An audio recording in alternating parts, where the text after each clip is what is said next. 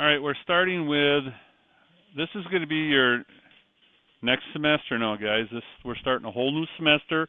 Your grades from the first semester don't count towards your second semester. All right, we're starting all over again. We're starting with chapter 5.1. You have some terms you're going to get to know.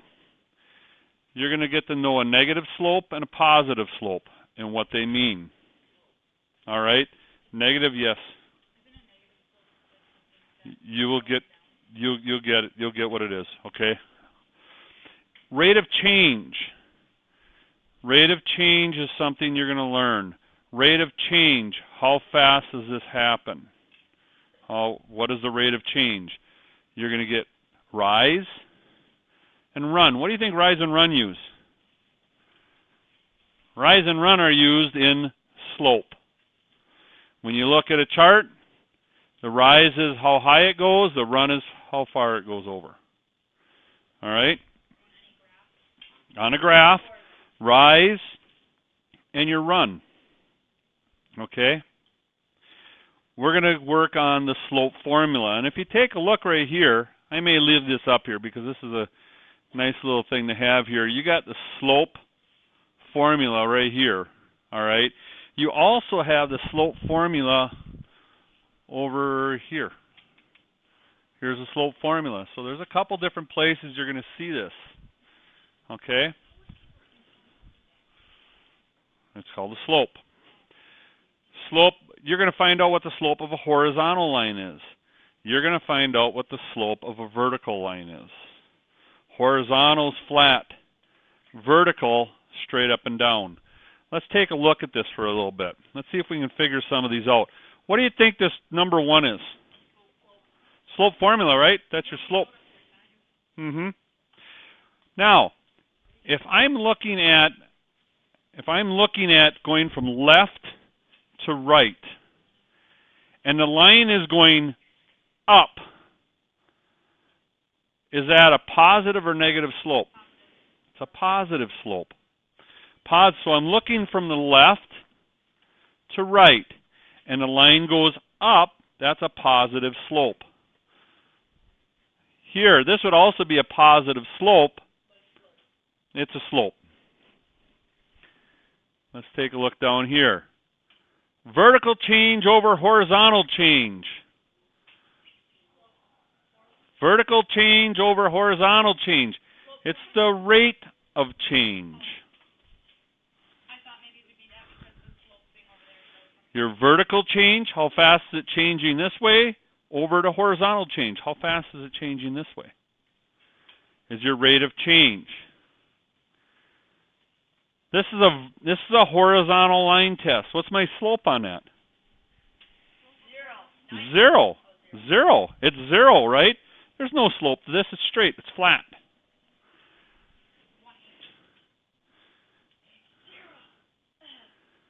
This is also a rate of change is shown here. It's showing the slope. This here would be a negative slope. Okay? Change dependent on variable, change in independent variable. This is all part of the rate of change.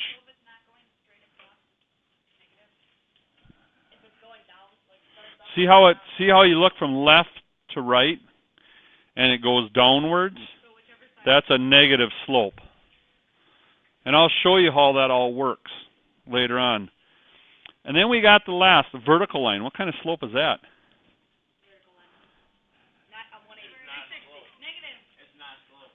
It's not a slope. It's not a slope, and by not a slope, it means it's undefined. There's no slope to it. A vertical line, a hill. Okay, let's talk about a slope. Okay, I've got a ski hill going down like this. All right, and I measured out. From here out to here, I measured out, let's say 20 feet. And I measured down to here, and I found out this was 18 feet. What's the slope of my hill? Now, if you remember, slope, Slope is what? The change of y, which is this, right? Over the change of x. Right? How much did it change?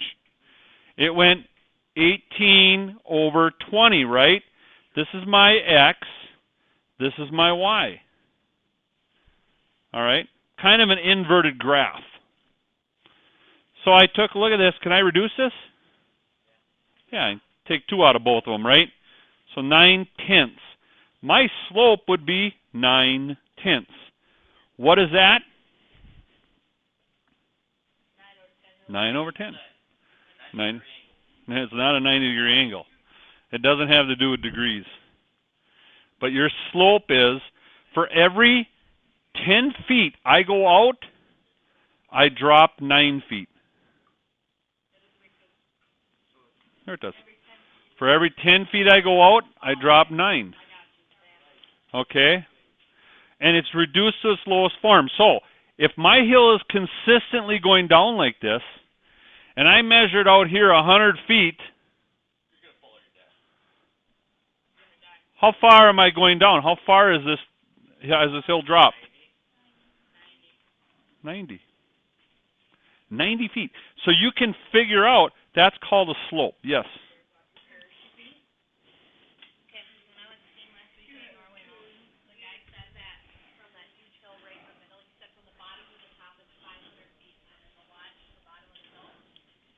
It drops 500 feet?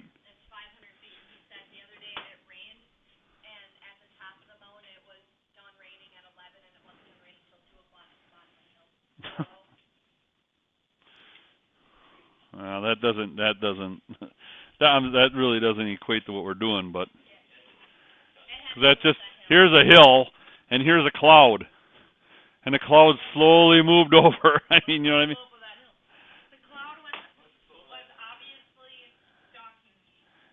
Probably, yeah, a stalking cloud. All right. Okay, so what we're going to be working with in chapter 1, or section 1, I mean, chapter 5, is this kind of stuff. You are going to be using this. Now, if you take a look, this is actually geometry. It's used in Algebra 2. It's used in pre-calc. What you're learning right now, you will use in every math class you take with me. No. No.